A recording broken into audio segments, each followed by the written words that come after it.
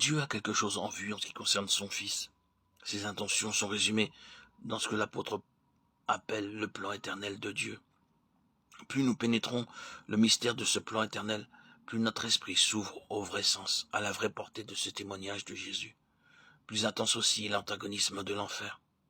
Ou en d'autres termes, plus grande aussi sera notre part de souffrance de la main de l'ennemi.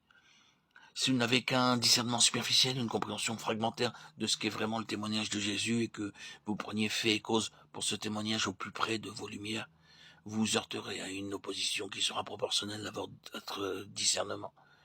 Mais si vous avez une révélation de grande envergure, l'opposition se manifestera aussi sur une plus grande échelle. Dans ce domaine-là, plus on s'élève, plus direct est le choc entre les forces déchaînées du monde des ténèbres.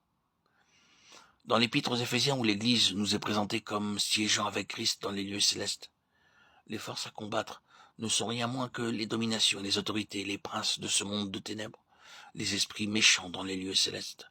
Ce seul fait explique bien des choses. Cette si vive réaction de l'enfer doit être considérée de deux points de vue différents. D'abord, du point de vue de l'antagonisme personnel de Satan. Il est hors de doute, en effet, que ce témoignage de Jésus pour lequel l'onction a été donnée est l'objet d'un antagonisme sans merci de la part de Satan personnellement.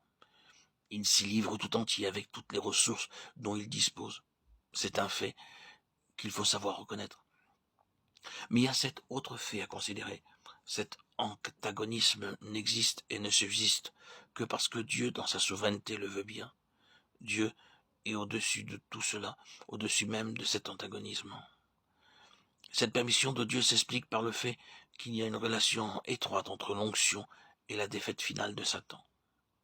L'univers, en effet, doit être délivré à jamais de sa présence dans un avenir plus ou moins rapproché. Et quel va être l'agent déterminant de sa défaite? L'onction.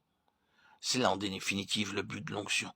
Or, comment donc cette défaite pourrait-elle se consommer si Dieu ne laisse pas l'ennemi sortir de l'ombre et engager la bataille?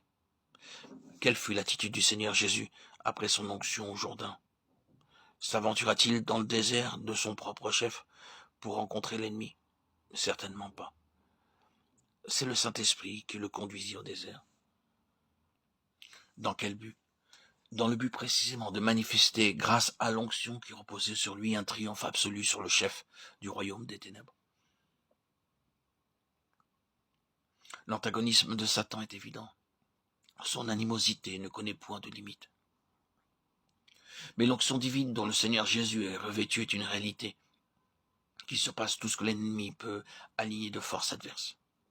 La victoire est assurée. C'est revêtu de la puissance de l'Esprit que le Seigneur revient du désert.